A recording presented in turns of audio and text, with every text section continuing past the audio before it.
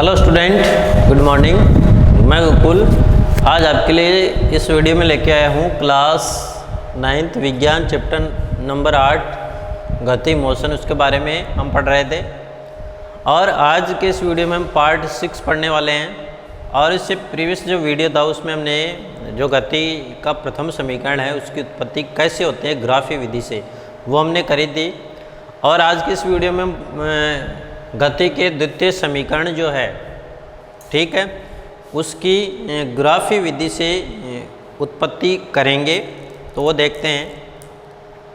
तो यही जो ग्राफ है वो हमने देखा था। तो एक गाड़ी जो एक समान त्वरित गति से गति कर रही है, तो उस स्थिति में हमें ग्राफ जो है वो इस प्रकार से प्राप्त होता है। तो हमने देखा था। तो माना कि कोई वस्तु जो है एक समान त्वरण से t समय में s दूरी तय करती है। ध्यान रखना इसमें, माना कोई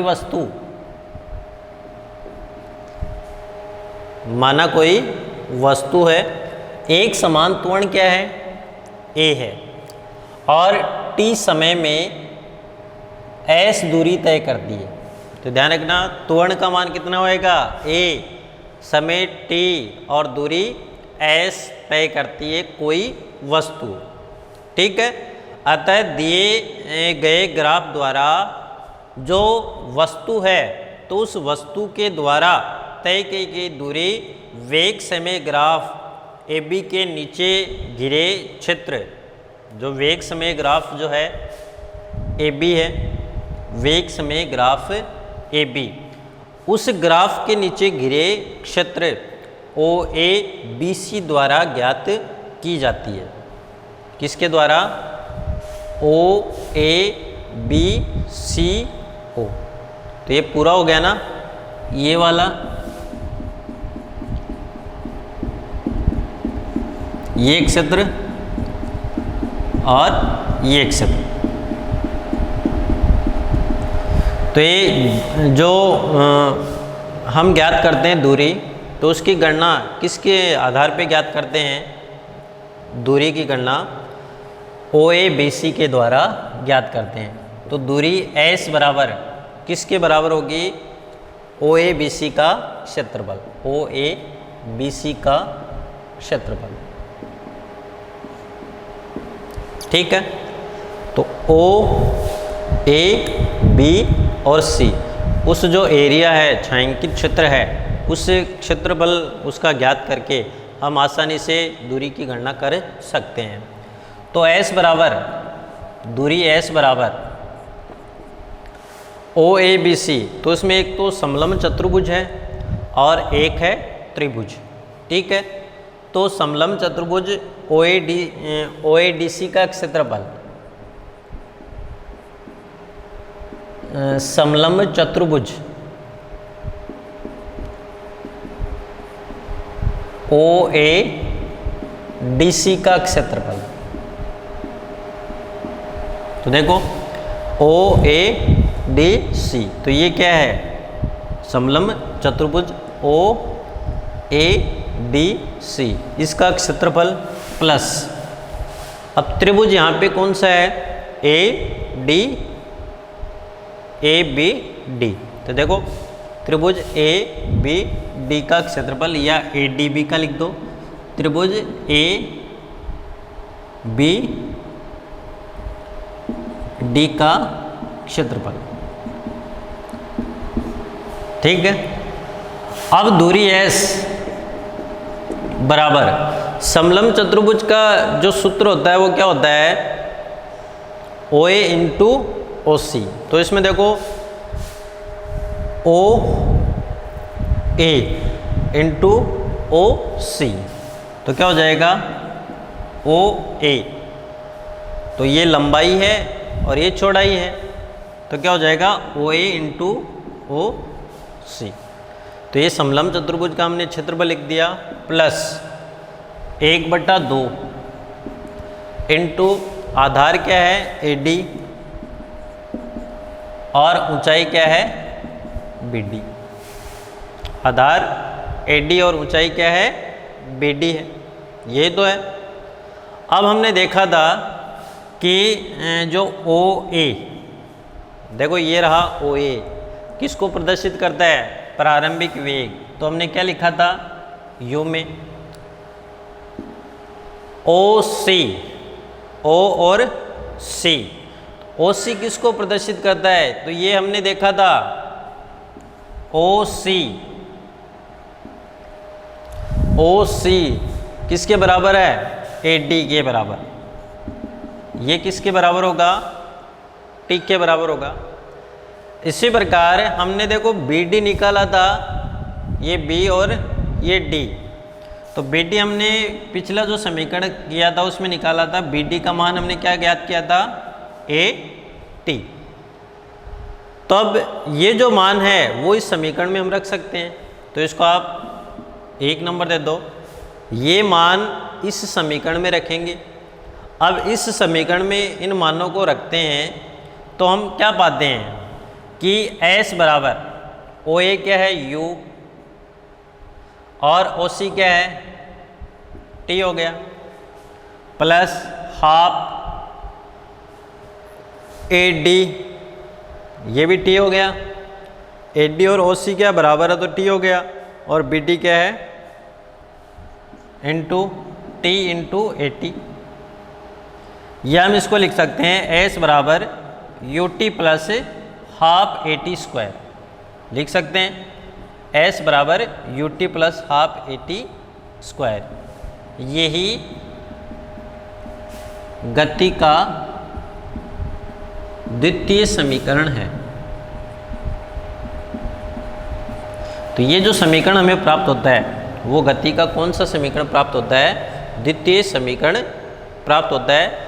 और ये स्थिति समय संबंध को ज्ञात करने के लिए इसका उपयोग किया जाता है। ध्यान से देखना इसको फिर से। ये हमने वेग समय ग्राफ बनाया था, ठीक। तो माना कोई वस्तु है या कोई कार है, वो एक समान त्वरण से t समय में s दूरी तय करती है। कोई कार या वस्तु है वो एक समान त्वरण a से समय t, एक निश्चित समय t में एक निश्चित दूरी s तय करती है। तो जो दूरी होती है वो किसके बराबर होती है? उसकी गणना कैसे करते हैं? ओ ए बी सी का क्षेत्रफल, ओ ए बी और सी, ये रहा सी, तो ओ ए बी सी का क्षेत्रफल। तो ओ ए बी सी का जब क्षेत्रफल निकालते हैं तो उसमें एक तो समलंब चतुर्भुजीय शामिल है और एक शामिल है इसके अंदर त्रिभुज। तो दूरी S बराबर ओ ए इंटू ओ सी, ये लंबाई ये चौड़ाई, प्लस हाफ आधार इंटू ऊंचाई। तो ये हमने लिख दिया, आधार क्या है? ए डी है, ये ए डी, या इसको ओ सी भी लिख सकते हो, समान है, इंटू बी डी। तो बी डी यहाँ पे देखो ये रहा बी डी, ये ए के समान है। अगर ये मान आपको दिया जाए तो ये समान बुझाएं। तो ओ ए हमने ज्ञात किया था, क्या है? यू, प्रारंभिक वेग है। ओ सी और ए डी, ये रहा ओ सी और ये रहा ए डी, ये किसको प्रदर्शित करता है? समयांतराल को। बी डी, तो बी डी हमने पहले ज्ञात किया था, क्या होता है? ए टी होता है। तो एस बराबर क्या हो जाएगा? U T into half A T square. तो इस प्रकार जो है वो इस ग्राफ का उपयोग करके गति का द्वितीय समीकरण ज्ञात कर सकते हैं। और ये स्थिति समय संबंध को प्रदर्शित करता है। किसको? स्थिति समय संबंध को प्रदर्शित करता है। अगला है वेग स्थिति। थर्ड हम ज्ञात करेंगे गति का तृतीय समीकरण, जो किसको प्रदर्शित करेगा? वेग स्थिति संबंध को। तो हम किस प्रकार से ज्ञात करते हैं तो वो भी देखेंगे।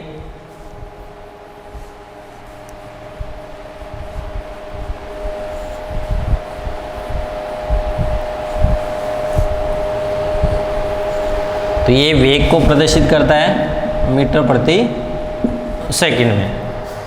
अगला जो होगा वो होगा वेग स्थिति संबंध के लिए समीकरण। जब मान लो कोई वस्तु है वो एक समान त्वरण ए से, किससे? एक समान त्वरण ए से t समय में तय की गई जो दूरी है उसको ग्राफ के नीचे समलंब चतुर्भुज, तो समलंब चतुर्भुज ओ ए डी सी, OADC द्वारा घेरे गए क्षेत्रफल द्वारा प्रदर्शित किया जाता है। किससे किया जाता है? समलंब चतुर्भुज OADC द्वारा प्रदर्शित किया जाता है। ठीक है, अब देखना इसको ध्यान से।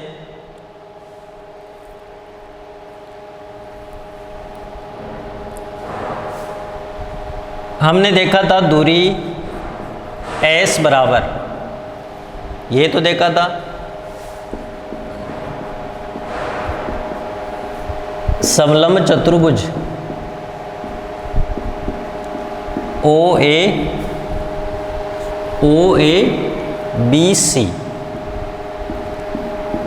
BC का क्षेत्रफल, ये पूरा क्या है? समलंब चतुर्भुज है, 4 भुजाएं इसकी, 1 2 3 और 4। तो समतल चतुर्भुज OABC का क्षेत्रफल है। ठीक है, अब देखना इसको समलंब चतुर्भुज OABC। अब इसमें इसका यदि सूत्र हम लिखें तो समलंब चतुर्भुज का सूत्र होता है 1/2 इंटू समांतर भुजाओं का योग। जो भी समांतर भुजाएं हैं, जैसे इसमें OA और BC क्या है? समांतर भुजाएं हैं, उनका योग इंटू बीच की दूरी इंटू समांतर भुजाओं के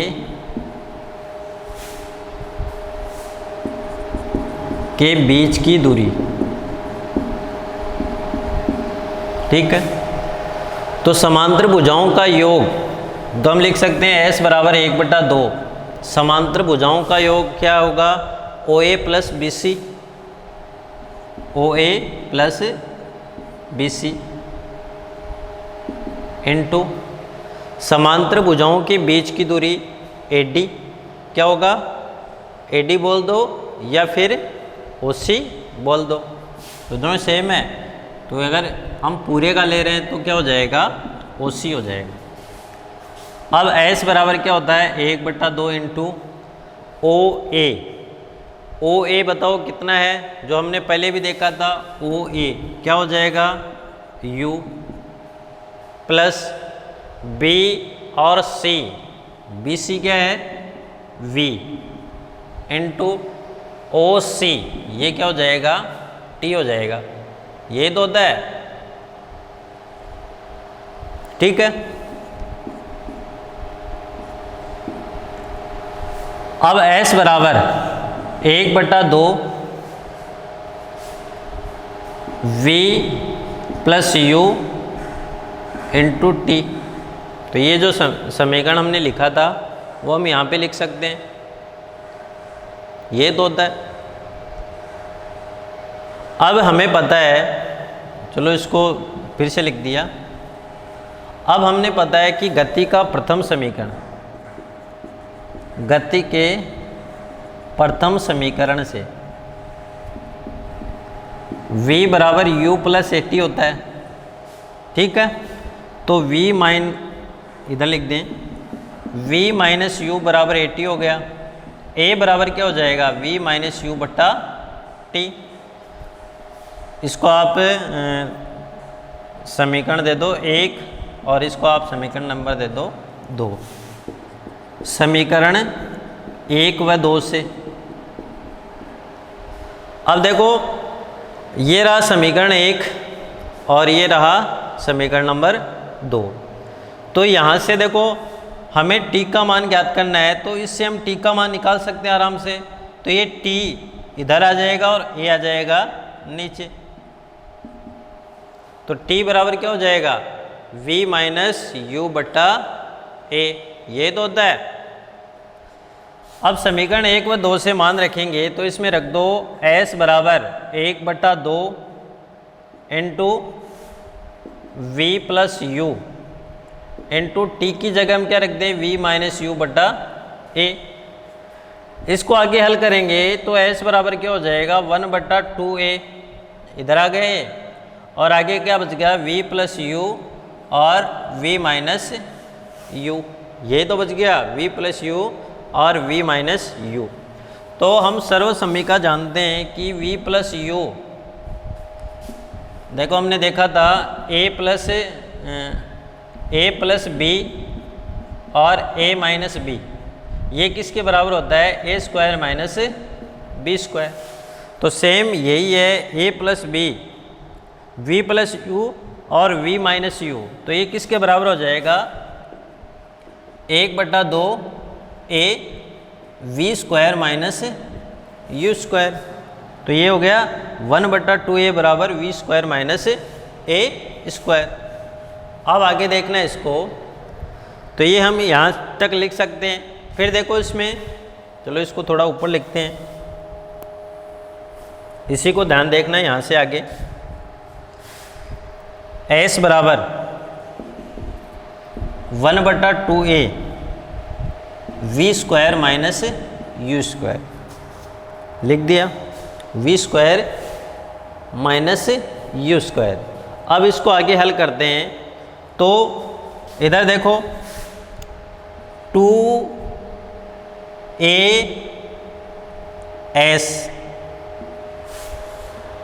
2as हो गया, और आगे क्या है? v square minus u square. तो यहाँ से हम s का मान लिख सकते हैं, देखो 2as क्या लिख सकते हैं? 2as v square minus u square. तो यहाँ से हम v स्क्वायर का मान लिख सकते हैं, v स्क्वायर बराबर यू स्क्वायर प्लस 2as। तो इस प्रकार जो है वो हम गति के तृतीय समीकरण उसकी उत्पत्ति कर सकते हैं। तो फिर से देखना इसको ध्यान से, ये वेग समय ग्राफ है जो हमने पहले बनाया था। चलो इसको मिटाते हैं। अब इसमें देखो, दूरी समलंब चतुर्भुज OABC के क्षेत्रफल के बराबर है। s बराबर 1/2 समांतर भुजाओं का योग इंटू बीच की दूरी। तो समांतर भुजाएं क्या हैं? OA प्लस BC हैं, और बीच की दूरी क्या है? OC। s बराबर 1/2, OA का मान होता है u, उस BC का मान होता है v ग्राफ के अकॉर्डिंग, और OC क्या है? t है। तो गति के प्रथम समीकरण से v बराबर क्या होता है? u plus AT। तो v माइनस यू बराबर AT हो जाएगा, तो t बराबर क्या हो जाएगा? v माइनस यू बटा a। इसको हमने 2 नंबर दिया और इसको हमने 3 नंबर दिया। तो फिर हम इधर देखते हैं समीकरण 1 व 2 से।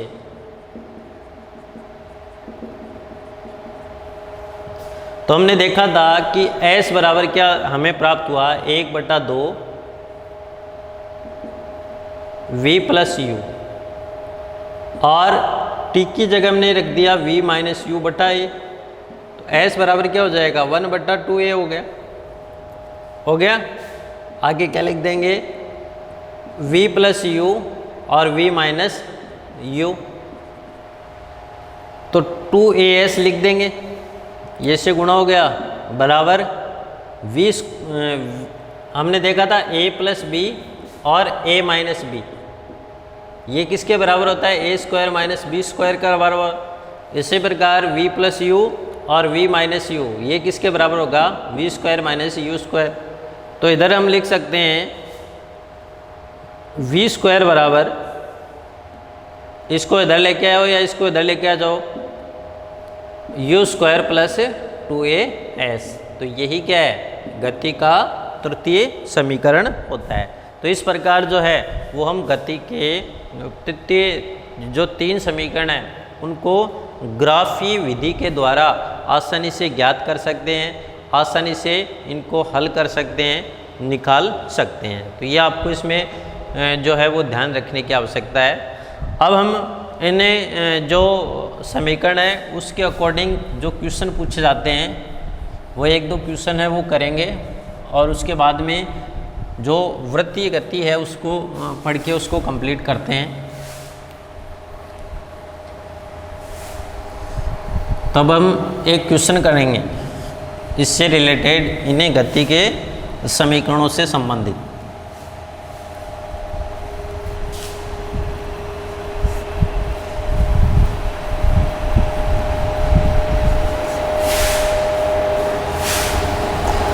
तो क्वेश्चन हमारा है कि एक बस जो है वो विरामावस्था से चलती है। कहाँ से? विरामावस्था से। कोई बस विरामावस्था से चलना स्टार्ट करती है और 5 मिनट में 54 किलोमीटर प्रति आवर का वेग प्राप्त करती है। कब? 5 मिनट में 54 किलोमीटर प्रति आवर का वेग ये जो बस है वो प्राप्त कर लेती है और इसके त्वरण को एक समान मानते हुए तय की गई दूरी की गणना करनी है। तो एक क्या है? एक समान मानते हुए हमें किसकी गणना करनी है? तय की गई दूरी। तय की गई दूरी की गणना करनी। तो तय की गई दूरी को हम किससे लिखते हैं? एस से लिखते हैं। तो इसकी हमें क्या करनी है? गणना करनी है। ठीक है, तो ये हमें दे रखा है। अब देखो, जब गाड़ी विरामावस्था में है तो विरामावस्था में होने के कारण गाड़ी का जो प्रारंभिक वेग होगा जिसको यू से लिखते हैं वो क्या होगा? 0। इधर देखो किलोमीटर प्रति आवर है तो इसको हम मीटर प्रति सेकंड में भी चेंज करना सीखेंगे, तो उसको हम अलग से देखेंगे। तो कितना हो जाएगा? इसको ये मीटर प्रति सेकंड मानो। अब बात आती है अंतिम वेग की। अंतिम वेग कितना प्राप्त करती है? 54 किलोमीटर प्रति आवर। तो कितना हो जाएगा? 54 किलोमीटर प्रति आवर। अब समय कितना दे रखा है? 5 मिनट। तो समय t कितना दे रखा है? 5 मिनट। तो हमें गणना किसकी करनी है? दूरी की गणना करनी है। तो दूरी की गणना करने से पूर्व हमें कुछ बातें वो ध्यान में रखने की आवश्यकता है। सबसे पहले हमें ये ध्यान रखना है कि जब हमें वेग का मान किलोमीटर प्रति आवर में दे रखा है, जैसे v यहाँ पे दे रखा है 54 किलोमीटर प्रति आवर इसमें दे रखा है, तो इसको जब मीटर प्रति सेकंड में चेंज करते हैं तो कैसे करते हैं? तो देखना, इसको सबसे पहले 54 इंटू 1 किलोमीटर में मीटर कितने होते हैं? 1000 बटा आवर। तो हमें मीटर प्रति सेकंड में चेंज करना है, तो 1 घंटे में सेकंड कितने होंगे? 60 तो मिनट और 60 ही सेकंड, क्योंकि 1 घंटे में 60 मिनट होते हैं, 1 मिनट में 60 सेकंड होते हैं। तो हम क्या लिख सकते हैं इसको? 54 इंटू 1000 बटा 3600 लिख सकते हैं। या हम इसको और हल करें तो हम ऐसे लिख सकते हैं 54 इंटू, इसको काटो देखें कितना हो गया? 10 बटा 36, तो ये 5 और ये 18। तो हम डायरेक्ट ऐसे लिख सकते हैं ना, 5 बटा 18। तो ये सब लिखने की आवश्यकता नहीं पड़ेगी अगर आपको ये ध्यान में 5 बटा 18 होंगे। फिर इसको और हल करेंगे तो 18 36 3 54, तो कितना आ जाएगा? 3 और 5, तो टोटल कितने हो गए? 15। ये किस में आ जाएगा? अभी तो किलोमीटर प्रति आवर में है, अब क्या आ जाएगा? मीटर प्रति सेकंड में आ गया। कितना?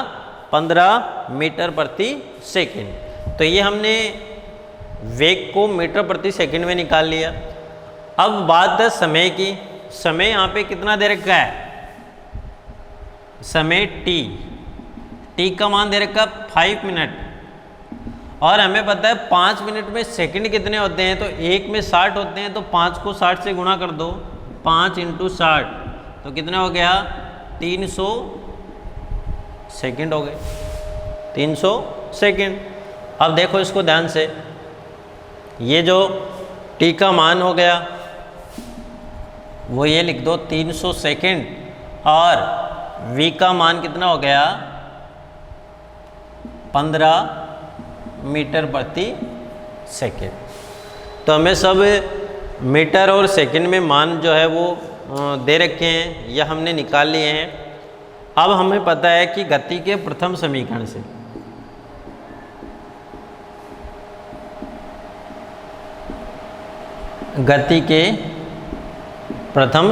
से हमें गणना किसकी करनी है, दूरी की गणना करनी है। तो ये ध्यान रखना, प्रथम समीकरण क्या है, v बराबर u प्लस ए टी, ये तो है।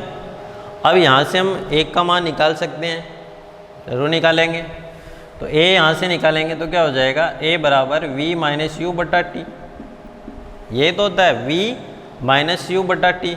तो v का मान देखो कितना हमने ज्ञात किया, 15 माइनस यू 0 और t का कितना है 300, तो 15 दूनों 30, तो कितना हो गया 1/20 मीटर प्रति सेकंड स्क्वायर।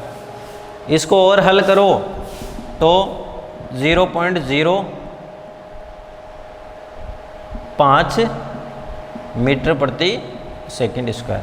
तो हमारे पास त्वरण का मान कितना आ गया, 1 का मान ये प्राप्त हो गया, या हम डायरेक्ट 1/20 भी लिख सकते हैं।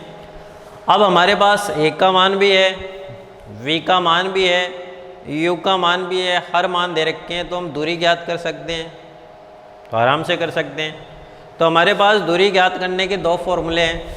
पहला द्वितीय समीकरण है, उसके बाद में तृतीय समीकरण, उससे भी हम ज्ञात कर सकते हैं। जैसे दूरी जब हम ज्ञात करें तो हम लिखते हैं गति के द्वितीय समीकरण से, गति के द्वितीय समीकरण से। आप बताओ गति का द्वितीय समीकरण क्या कहता है, s बराबर U T plus half A T square, ये तो कहता है। अब मान रखते जाओ और काम होता चला जाएगा। तो मान रखो, देखें, इसको मिटा दें।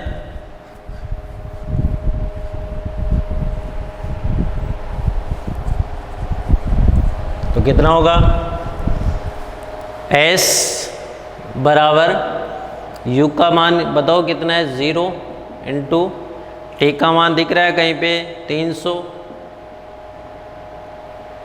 प्लस हाफ a का मान डायरेक्ट लिख दो, तो वही दिक्कत होगी, डायरेक्ट हम लिख देंगे 1/20 इंटू टी का स्क्वायर। तो टी का स्क्वायर 300 इंटू 300, क्योंकि टी का मान कितना है 300 ही तो है, 300 सेकेंड। तो हम लिख सकते हैं s बराबर, इसको 0 गुणा किया तो ये 0 हो गया, तो अब ये 0 से 0 चला गया और यहाँ से ये 15 चला गया और इससे काटा तो ये 150 आ गया। ठीक है, तो कितना हो जाएगा 15 इंटू 150, तो 15 कितने होते हैं 225, तो कितना हो गया 2250। इसमें आगे क्या लगा दें मीटर।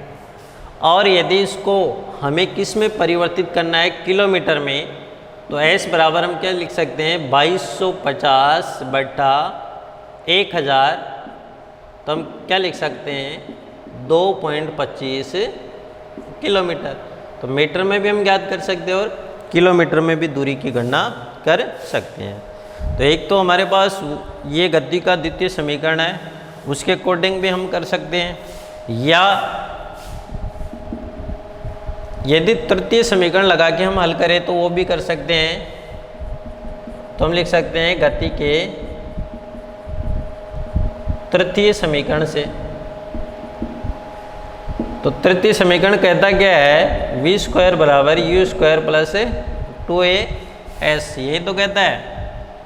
तो v का मान बताओ कितना है 15, तो 15 का स्क्वायर करो प्लस बराबर 0 का स्क्वायर प्लस 2 इंटू 1/20, 1/20 ही तो है त्वरण का मान जो हमने ज्ञात किया, और s, तो s का मान हमें निकालना है, ये तो है। तो 15 स्क्वायर 225 बराबर कितना हो जाएगा, ये 2 और ये 20, तो कितना हो जाएगा 2 से 20 गया तो 1/10s हो गया, या s/10 कर दो आप, तो 225 बराबर s/10। तो ये तो हो गया s बटा 10 हो गया। अब s का मान यहाँ से निकालोगे तो कितना हो जाएगा 225 इंटू 10, तो कितना हो जाएगा 2250 मीटर।